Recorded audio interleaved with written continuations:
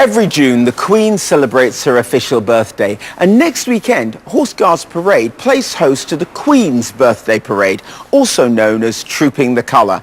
Pam has been finding out more from those involved in the ceremony. The custom known as Trooping the Colour dates back to the 17th century, and colours of a regiment were used as a rallying point in battle. However, in recent times it's become part of a ceremony to mark the sovereign's birthday. Throughout her reign, the Queen has always been very open about how important her personal faith is to her. But what can faith mean to soldiers who risk their lives for Queen and country? These new barracks in Woolwich were opened in 2012 and house officer accommodation, a state-of-the-art equestrian centre and a veterinary service which we'll be visiting later on. I'm keen to catch up with Major Jim Luck, who has the great honour of commanding these officers during the ceremony for Her Majesty's birthday celebrations. So with the Trooping of the Colour ceremony coming up, what's your role, Jim? The troop past Her Majesty the Queen on Horse Guards, first at the walk and then at the trot. And then we lead off into Green Park and fire a 41-gun salute. So having so much responsibility, is it a bit nerve-wracking for you? Yes, I've never done one before and I imagine it'll be frankly terrifying. Just staying on your horse if nothing else, but also just hopefully just making sure that everyone follows you.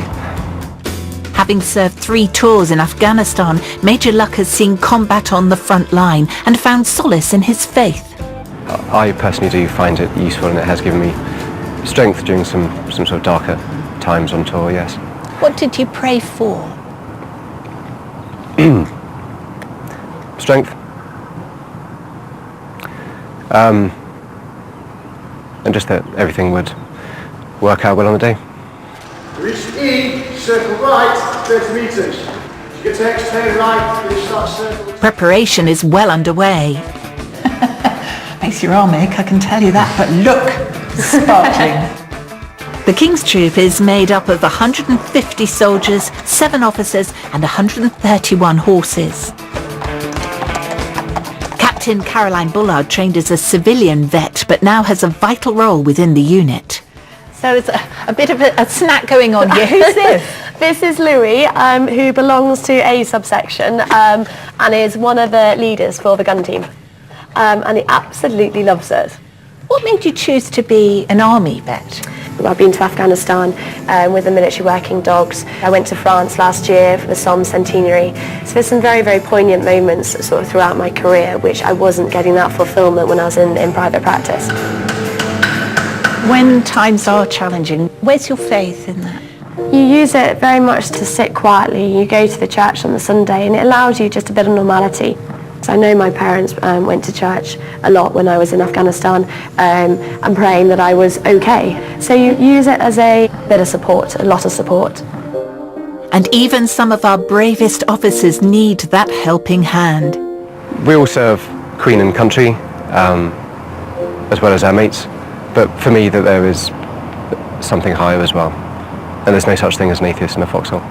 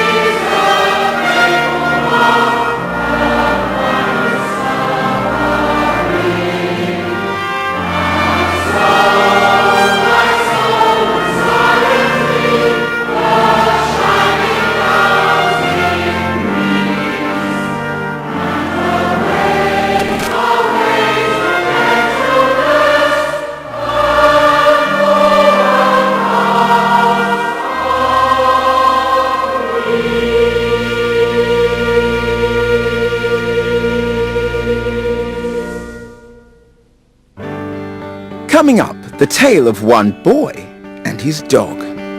But first, a beautiful performance of Make Me a Channel of Your Peace by Tessera.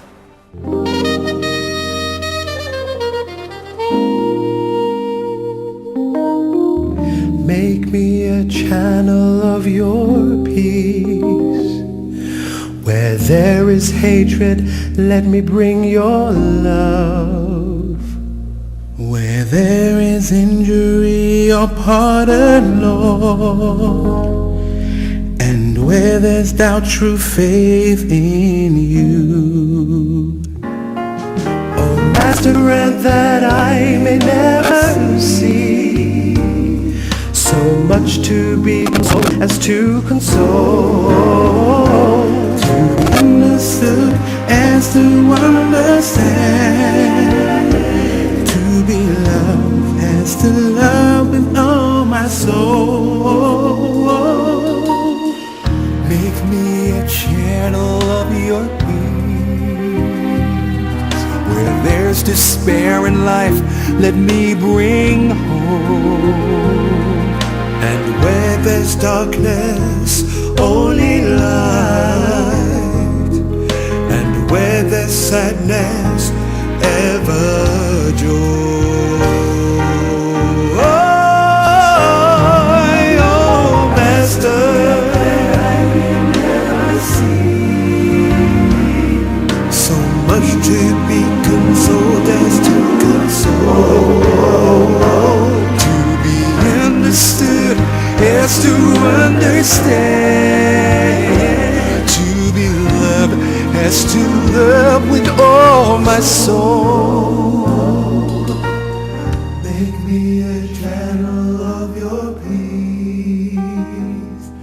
It is in pardoning that we are pardoned, in giving to all men that we receive. In dying that we're born to eternal life,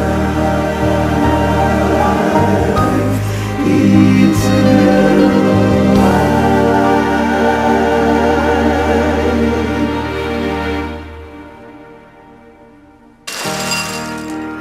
Joel is 13 and has autism. Joel finds it very difficult to communicate and interact with the outside world. He didn't actually talk until he was 5 years of age. So it's very hard to actually try to get him to speak and to actually see him trying to mix with the other children. Accidents and injuries were always a fear for Mum, Janet. I remember the one time Joel, I couldn't hold him when we walked down the road and he just skipped out onto the road and nearly got run over. These near misses led the family to take action. This is where Caddy, the specially trained assistance dog for disabled people and children with autism, was introduced by Dogs for Good. He was so excited to be in the house. Joel kind of stayed back and then gradually came forward. We asked Joel, would you like to go outside and throw the ball in the garden? At this point, Joel had never gone out and played in that garden. Outside scared him and inside was his cave. It was safe. And I can remember Caddy and Joel going outside, we all did, and Joel actually threw that ball. And actually I saw Joel just staring at Caddy. Here he was actually starting to interact. And that was within 20 minutes of Caddy coming into our house. There's so many milestones that he's reached. We can go to church. I know that actually I can leave Joel now sitting in a chair at church and Caddy will stay with him. I can go and do a prayer, I can do the reading, and I can come back and sit down again, and he's safe and he's happy because Caddy's there.